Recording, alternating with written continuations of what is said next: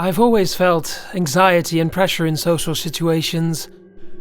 It wasn't that I disliked the people around me, far from it, but something about the expectation to perform in a social capacity has always filled me with dread.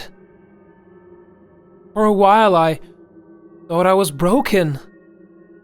Everyone I knew loved hanging out and being around one another.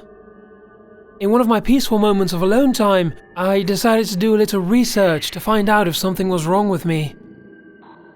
I learned about introversion. I learned about countless of millions of people just like me. It became my mission to discover and understand the ins and outs of the mindset so I could better myself. I finally realized that I didn't have to change who I was, I could embrace it. Over the years, I've cultivated knowledge I feel may be helpful to other introverts who don't know there are people like them. I want to share with you some examples of situations where I felt uncomfortable and how I handled them. I don't expect everyone to encounter the exact same situations or react the exact same way, but I think this will be a good template for other introverts to use. Number 1. Do you feel enormous anxiety about having to go to parties? You may be an introvert. There was a party at my college. My girlfriend at the time, Jay, really wanted me to attend.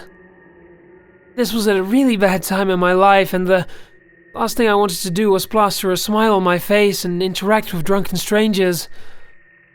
I tried and tried to convince Jay that I didn't feel well, and that the party wouldn't be a good idea, but he kept trying to guilt-trip me into going.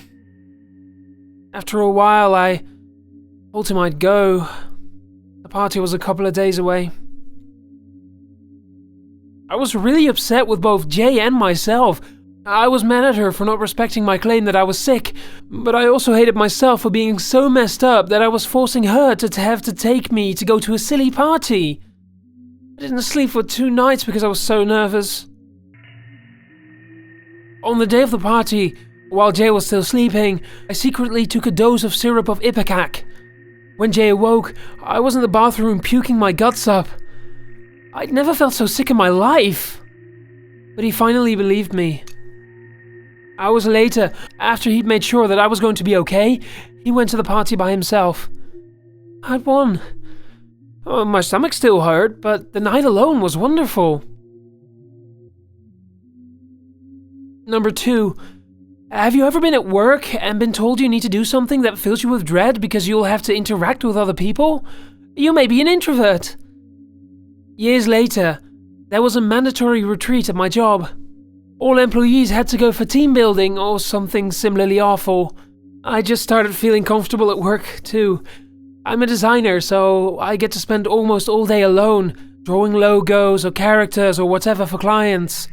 The ring I had to go on this retreat brought terrible, breathless anxiety. I didn't know what to do. On my drive to the convention center, I saw a homeless man sitting near a payphone. I had an idea. We spoke for a few seconds, I handed him a quarter and a $20 bill, and then I got back in my car. I drove up the street, parked, and watched the man in my mirror. He picked up the phone and dialed. A minute or 2 later, he hung up and ran away. I pulled the car back into traffic and kept going toward the retreat. 10 minutes later, I got a phone call from my supervisor saying someone had called in a bomb threat at the convention center. We were to come to the office and treat it as a normal workday. Number 3. Does the thought of seeing people from your past make you feel awful because you'll be in a situation where you need to talk about your life? You may be an introvert. My sister, Melinda, was having her baby shower.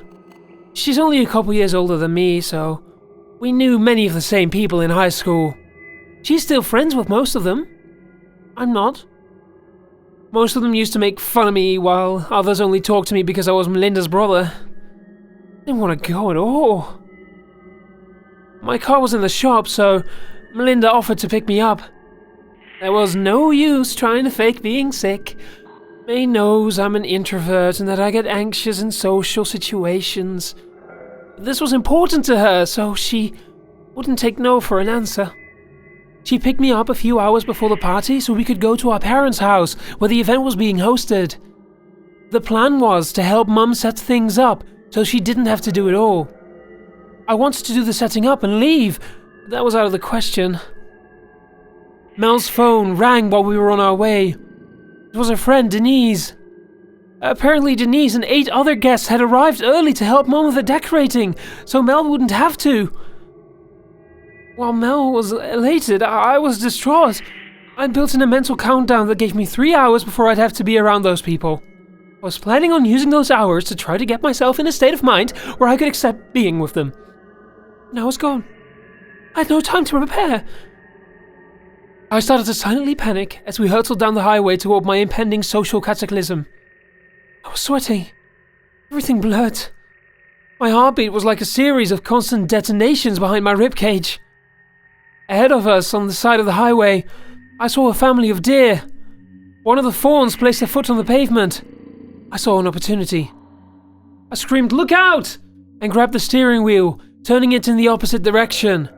Our car struck the median, flipped over it, and sent us into oncoming traffic. Another car hit us at 75 miles per hour.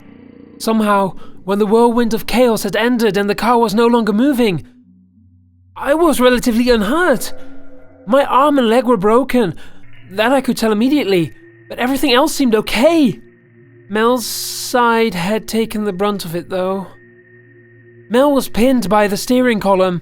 She was bleeding badly from her head, but she was breathing.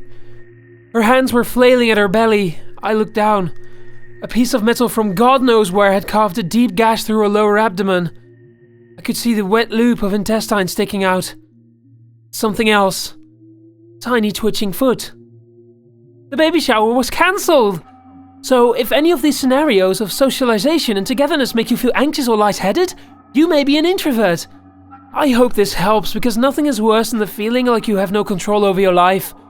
Sometimes it's just good to be alone. And you know what? There's nothing wrong with it. There's no shame in being different.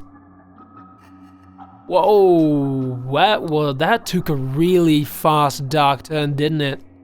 Anyway, ladies and gentlemen, I hope you're not cringing too badly. That was pretty damn heavy. So, let me ask you a question. Are you an introvert? I myself? I'm just kidding. This character clearly wasn't just introverted. That's messed up. Anyway, ladies and gentlemen, thank you so very much for listening, and I'll see you again in a few days.